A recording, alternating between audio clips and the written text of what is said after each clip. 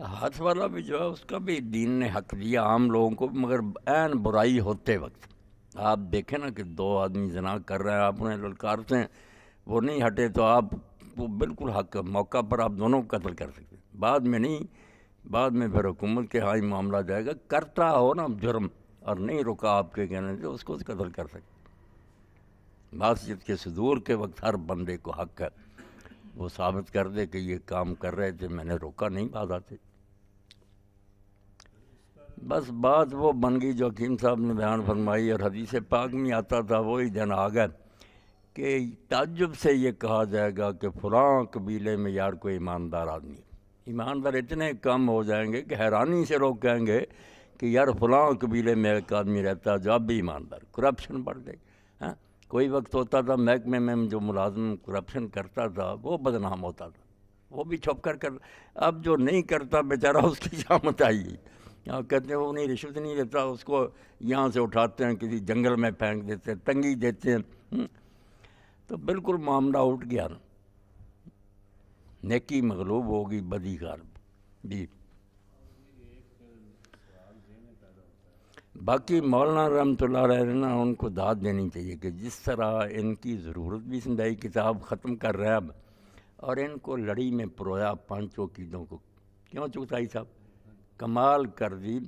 کہ باقی تہذیبیں جو ہے نا یا نظام وہ دوسرے سہاروں پر قائم ہو سکتے ہیں، کوئی قومیت پر، کوئی ملک کی وفاداری، مگر اللہ تعالیٰ جو اسلام کے مطابق بندے تیار کرنا چاہتا ہے نا، وہ جب تک یہ پانچ چیزیں کسی کے ذہن میں نہ جگہ پکڑیں اچھی طرح کہ اللہ ہے، فرشتے ہیں، قیامت ہے، کتاب ہے، رسول ہے، مسلمانوں کا کام نہیں چل سکتا۔ دوسری امتیں کسی اور طریقے سے چلا لیں گی کہ ملک کی خیر خواہی کرو، قوم کے وفادار، مگر دین کے مطابق ایک مرد صالح تیار کرنے کے لیے یہ پانچ خیالات جو ہیں ذہن میں ان کا جمانا ضروری ہے۔ اور یہ پانچوں جو ہے نا ان میں ایسا رشتہ کہ ایک کو بھی اگر درمیان میں سے ختم کر دے تو یہ لڑی ٹوٹ جائے گی، چین ختم ہو جائے گی۔ اللہ کو مانتے ہیں کائنات کا مالک ہے، اب اللہ کے کارندے کون سے ہیں، کون سے نوکر ہیں جو کائنات چلا رہے ہیں، وہ فرشتے ہیں، وہی پیغام لے کر آتے ہیں۔ رسول کیا جو اللہ کی طرف سے ہمارے لیے حاکم مقرر ہوتا، کتاب کیا وہ آئین ہے جو اللہ تعالیٰ اپنی رعیت کے لیے جاری کرتا، اور آخرت کیا کہ پھر انعام ملتا اور سزا ملتا۔ یہ پانچوں میں سے ایک کو بھی ہلا دیا جائے تو ساری عمارت ڈگمگا دے۔ بہت عمدہ طریقہ سے نا چند سطروں میں مولانا نے اس کی وضاحت کر دی کہ یہ ہیں عقیدے جو مسلمان کے ذہن میں کوٹ کوٹ کر بھرے جائیں، اور اسی لیے قرآن مجید میں ہم دیکھتے ہیں مسائل تھوڑے بیان ہوئے وہ احادیث اور کتابوں میں آ گئے۔ اس نے ایمانیات پر زور دیا، پچھلے انبیاء کی تاریخ بیان کر کے، دلیلیں دے کر، مثالیں دے کر، بار بار یہ چیزیں عام آدمی آج کہتا ہے وہی یار باتیں قرآن میں بار بار دہرائی جائیں، اس لیے دہرائی جا رہی ہیں کہ اس تکرار سے ہی وہ ذہن میں جمتی ہیں، ورنہ بھول جاتی ہیں۔ بار بار اللہ یاد دلاتا کہ اللہ جو دیکھ رہا ہے، حساب ہوگا۔ یہ عقیدے ہی متزلزل ہو گئے۔ وہ آپ جو کہہ رہے ہیں نا بات ریاست بالکل سچی ہے، وہ کہنے کی حد تک بات ہے، اگر دل میں ہوتی نا تو یہ حال نہ ہوتا۔ ہم سمجھتے ہیں کہ یہ زہر ہے،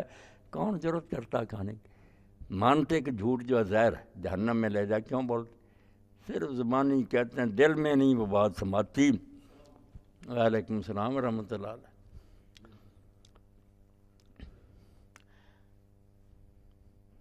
علامہ اقبال نے آپ کی بات کا جواب دیا کہ لذت ایمان فزائد از عمل،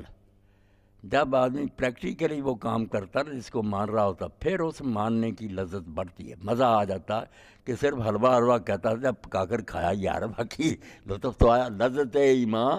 فزائد از عمل، مردہ ایمان کے نائد در عمل، جو ایمان عمل میں نہیں آتا وہ مرا ہوا، وہ ایمان ہی نہیں۔ وہ ہم کہتے ہیں دنیا میں مجبور ہیں کہ مسلمان ہیں رشتہ ناتا کرو، آخرت میں اللہ جانے کتنے یہ مومن کافر نکلیں گے، اور کتنے کافر ہیں جو بظاہر نہیں اسلام کا اعلان کر سکے، وہ اندر سے مومن۔ اسی لیے ابن تیمیہ کہتے ہیں تم عام بات کیا کرو کہ کافر دوزخ میں جائیں گے، مگر کو پوچھے کہ یہ کافر، تم نہیں کہہ سکتے، تمہیں کیا پتہ اس کا کیا حال ہے۔ کتنے یہود نصارہ وہ کہتے ہیں میرے اپنے علم میں کہ وہ بیچارے معاشرے کے دباؤ کی وجہ سے ظاہر نہیں ہو سکے، تھے پکے مسلم، اور مسلمانوں میں سے تو منافق جیسے حکیم صاحب نے، انہیں کیا ملا کلمہ پڑھنے سے۔ اللہ اکبر۔